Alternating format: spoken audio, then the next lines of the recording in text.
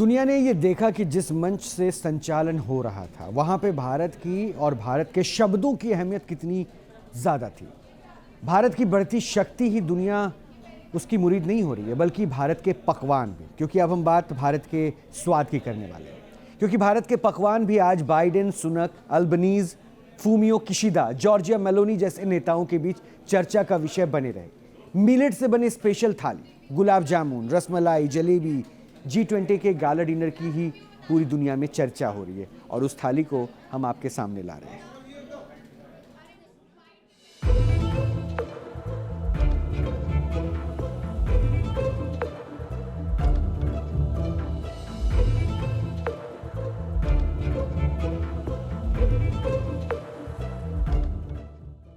पूरी दुनिया में भारत के इस डिनर डिप्लोमेसी की बात हो रही है।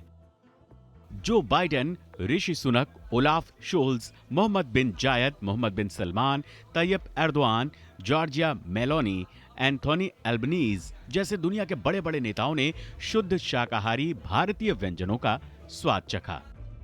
विदेशी मेहमानों को भारतीय स्वाद हमेशा याद रहे, इसके लिए पिछले कई दिनों से तैयारी चल रही थी और जब डिनर शुरू हुआ तो सभी मेहमान खाने के स्वाद की ही बातें करते नजर आए। मेहमानों को खास तौर पर चांदी के अर्क लगे बर्तन में डिनर परोसा गया।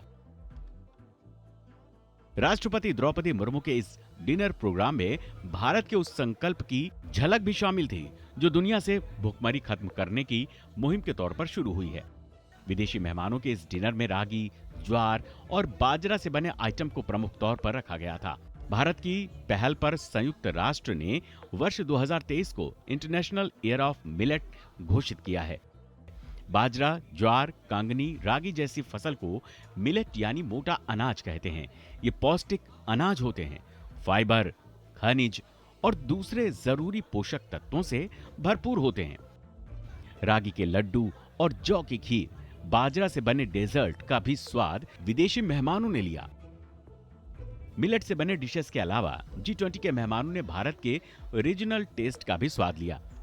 बिहार का लिट्टी चोखा, राजस्थान का दाल बाटी चूरमा, पंजाब का दाल तड़का, जीरा पुलाव, यूपी की मसूर, ज्वार दाल तड़का, पनीर लबबदार, दक्षिण भारत का उत्तपम, इडली, मसाला डोसा, केरल के लाल चावल के साथ खास कटहल गैलेट, आंध्र प्रदेश का सब्ज कोरमा, काजू मटर मखाना, गुलगप्पा, दही भल्ला, समोसा, भेलपुरी, वड़ा पाव और चटपटी चाट का भी विदेशी मेहमानों ने स्वाद लिया।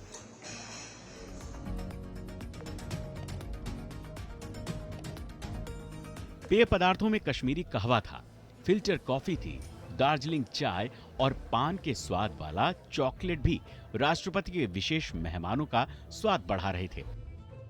इस रात्रि भोज के लिए तैयार की गई व्यंजन सूची में ऐसे व्यंजन शामिल किए गए हैं जो भारत में मॉनसून के दौरान खाए जाते हैं। ऐसा नहीं था कि इस डिनर में सिर्फ भारतीय व्यंजन, स्टार्टर, मेन कोर्स और पेय पदार्थ थे। थाई और डेनमार्क के व्यंजन भी रखे गए थे। कुकम्बर, वैलीज, कैबेज और डेनमार्क की डेनिस ब्रेड रोल के साथ डेजर्ट में sizzling brownie, hazelnut, cinnamon ice cream और केक भी परोसे गए। भारत ने G20 के इस डिनर डिप्लोमेसी के जरिए दुनिया को मोटे अनाज से भुखमरी दूर करने का मंत्र भी दिया। गरीब देशों को एक अच्छा संदेश भी दिया। मोटा अनाज आज की जरूरत है। इसके जरिए गरीबी से जूझ रहे देशों की न केवल हम मदद कर सकते हैं, बल्कि पौष्टिक और स्वास्थ्य वर्धक चीजों के जरिए आने वाली पीढ़ी को एक सस्ता और सुलभ भोजन उपलब्ध करा सकते हैं।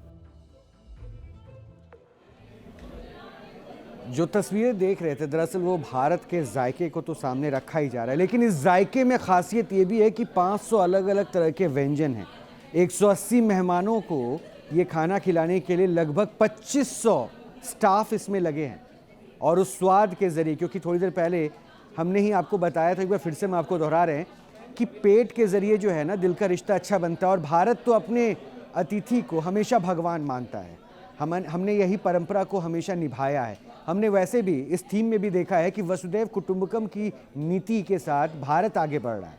ये अलग बात है कि चीन ने इसका विरोध भी किया था, लेकिन आज जिस मंच पर भारत की समझ, भारत की सूझबूझ, भारत की सामंजस्य बैठाने की जो एक अलग तरीके के साथ दुनिया ने एक अलग तस्वीर देखी और उस मंच पर जिस तरह से भारत के अफ्रीकन यूनियन को शामिल करने के प्रस्ताव पे, यानी वो अफ्रीकन यूनियन जिसमें 55 देश शामिल है, उस अफ्रीकन यूनियन को शामिल करने के प्रस्ताव पर जिस तरह से लोगों का मुहर लगता है, क्योंकि 3 महीने से प्रधानमंत्री इस पहल के लिए काम कर रहे थे और अब G20 एक नए प्रारूप के साथ, नए रूप के साथ सामने आएगा। और सबसे जो खास बात रही, थोड़ा सा पीछे लेकर आपको चल रहा हूं, क्योंकि बाली में जब डिक्लेरेशन हुआ था, यानी बाली में जब एक कंक्लूडिंग रिमार्क देना था, उस वक्त 2 ही पैराग्राफ पर बात हो पाई थी। और 2 पैराग्राफ पे बात इसलिए हो पाई थी क्योंकि रशिया और चीन यूक्रेन वॉर को लेकर तमाम पहलुओं पर अपने पॉइंट्स नहीं रखे थे। इसलिए भारत के सामने ये भी चुनौती थी कि आखिर डिक्लेरेशन के वक्त में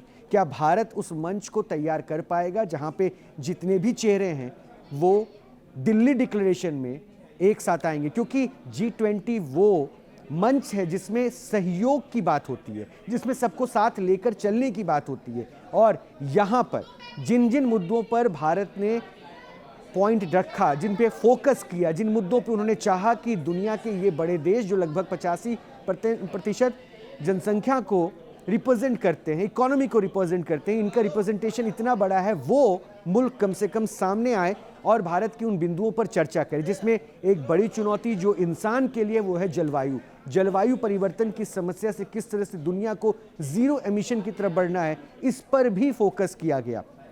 सिर्फ इतना ही नहीं, जिस नीति का विरोध हो रहा है वो दरअसल हो रहा है छोटे मुल्कों को जो विकास की ओर जा रहे हैं, वैसे मुल्कों को